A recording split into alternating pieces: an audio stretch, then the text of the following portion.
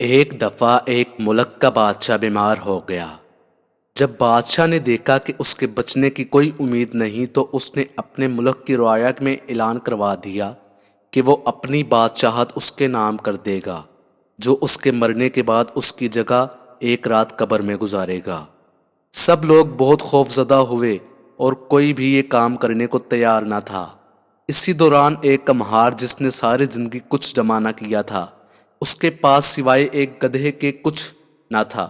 اس نے سوچا کہ اگر وہ ایسا کر لے تو وہ بادشاہ بن سکتا ہے، اور حساب کتاب میں کیا جواب دینا پڑے گا، اس کے پاس تھا ہی کیا، ایک گدھا اور بس۔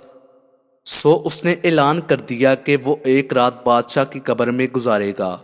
بادشاہ کے مرنے کے بعد لوگوں نے بادشاہ کی قبر تیار کی اور وعدے کے مطابق کمہار خوشی خوشی اس میں جا کر لیٹ گیا اور لوگوں نے قبر کو بند کر دیا۔ کچھ وقت گزرنے کے بعد فرشتے آئے اور اس کو کہا کہ اٹھو اور اپنا حساب دو۔ اس نے کہا، بھائی حساب کس چیز کا، میرے پاس تو ساری زندگی تھا ہی کچھ نہیں سوائے ایک گدھے کے۔ فرشتے اس کا جواب سن کر جانے لگے، لیکن پھر ایک دم رکے اور بولے، ذرا اس کا نامہ عمل کھول کر دیکھیں، اس میں کیا ہے؟ بس پھر کیا تھا؟ سب سے پہلے انہوں نے پوچھا کہ ہاں بھائی، فلاں فلاں دن تم نے گدھے کو ایک رات بھوکا رکھا۔ اس نے جواب دیا ہاں۔ فوری طور پر حکم ہوا کہ اس کو 100 دارے مارے جائیں۔ اس کی خوب دھنائی شروع ہو گئی۔ اس کے بعد پھر فرشتوں نے سوال کیا، اچھا یہ بتاؤ، فلاں فلاں دن تم نے زیادہ وزن لاد کر اس کو مارا تھا؟ اس نے کہا کہ ہاں۔ پھر حکم ہوا کہ اس کو 200 دارے مارے جائیں۔ پھر مار پڑنا شروع ہو گئی۔ غرض صبح تک اس کو مار پڑتی رہی۔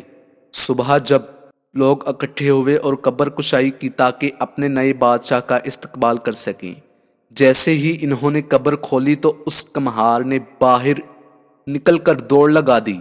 لوگوں نے پوچھا، بادشاہ سلامت، کدھر جا رہے ہیں؟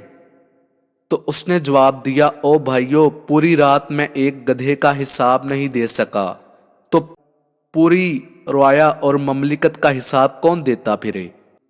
کہانی فرضی ہے، لیکن کبھی سوچا ہے کہ ہم نے بھی حساب دینا ہے، اور پتہ نہیں کہ کس کس چیز کا حساب دینا پڑے گا جو شاید ہمیں یاد بھی نہیں۔